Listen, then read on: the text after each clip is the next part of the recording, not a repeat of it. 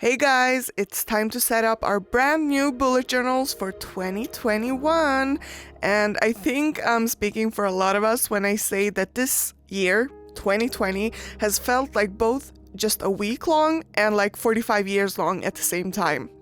But for my bullet journal for 2021, I wanted to support AmandaRachLee by buying one of her notebooks, and it's because she was a big inspiration and still is when I started bullet journaling, as I think she has been for many of us. So I wanted to support her brand, and also I feel like because she is such a queen of bullet journaling, she has like high standards of what she wants when it comes to quality of her journals. For the cover spread, I wanted it to match the outside of the notebook I chose. As you saw, I chose the camel colored gold notebook, so I wanted the inside to match. And this year, I also want to write in Swedish a lot more than before. Before I wrote everything in English, but then like my planning was in Swedish, so now I want my home language to be more included in my bullet journal. So instead of writing key, I'm writing tecken, förklaring, because that is what a key is in Swedish. So I just chose my symbols to the left, and I haven't actually had a key before, so it will be interesting to see if I like using those symbols.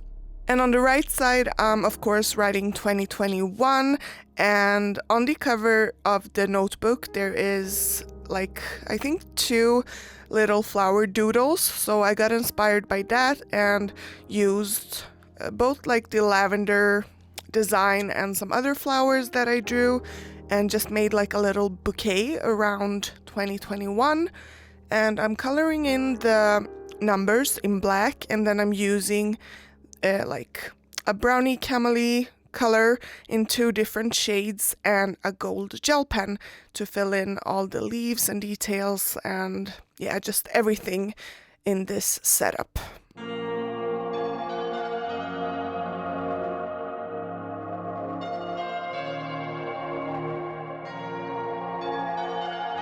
I chose a gel pen because it had the best golden shade, and also it was the most metallic of the pens I got. But I wish it was bigger because it took so long to fill in all the leaves and everything with just a little gel pen. So I'm thinking about buying those metallic watercolors that look so pretty and metallic when I see other people use it. So yeah, maybe I'll invest in those. But for this little setup, I had to use my gel pen. So yeah, it took a little bit of time.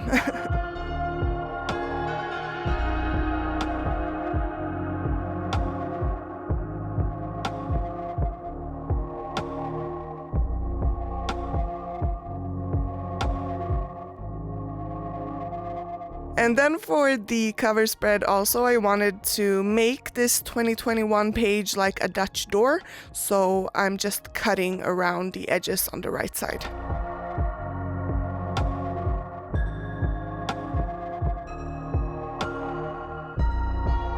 The next spreads I wanted to be my year in review, where I have pictures from the year. So after every month I pick one picture that I print in a little mobile phone printer. Mine is from HP, and I just stick them on these pages because I love watching the year in review in my little pictures and see what I did and friends and stuff. It brings so much joy for me because in this digital age I feel like we don't print pictures and look back at them as much as maybe we did when we were younger, or our parents.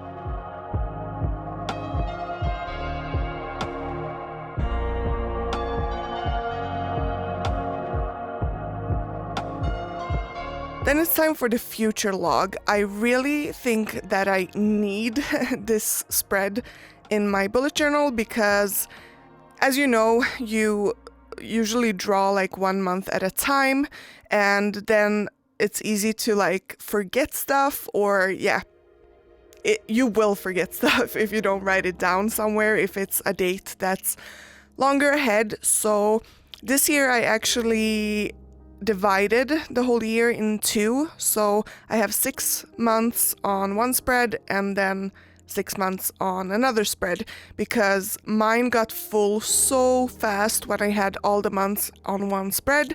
I needed much more space because I write in like birthdays, events, meeting friends, or whatever that is planned ahead, so I needed more space.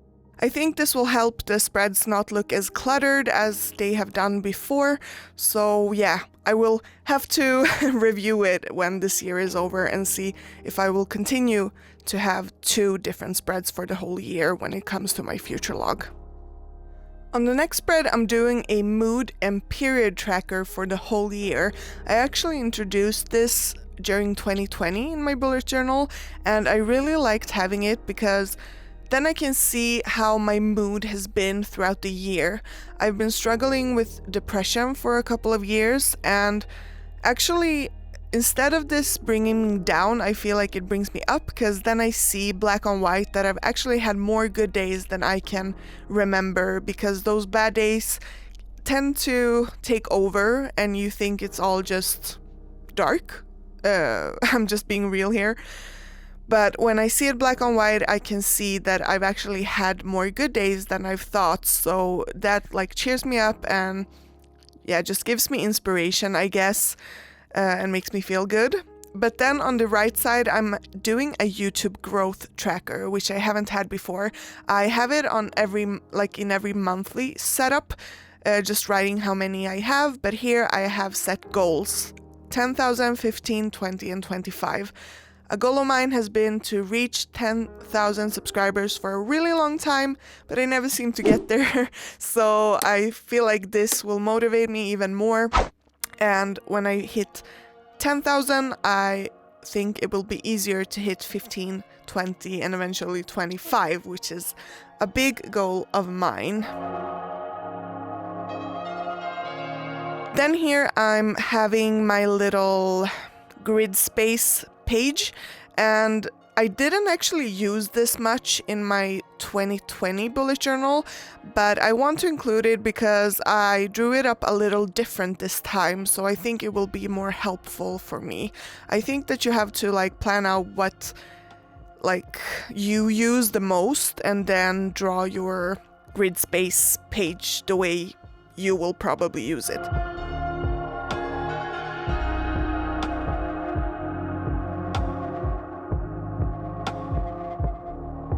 And then on the right side, I'm having a brain dump page. I actually kind of forgot writing in Swedish here, so it just says brain dump, but I think it looks nice. And instead of having a really detailed planner for my YouTube videos and stuff, I'm gonna write all my ideas on this page.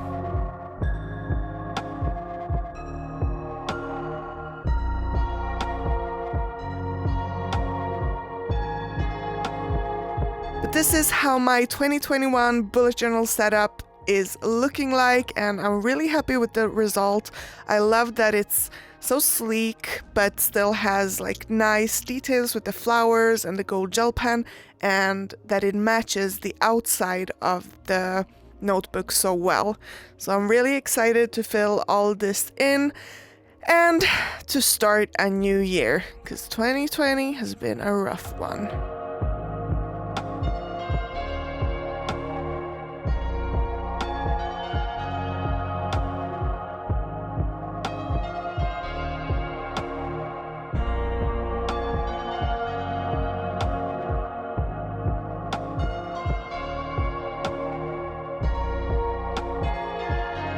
But that's it for this video. I really hope that you enjoyed it and that I'll see you in my next video.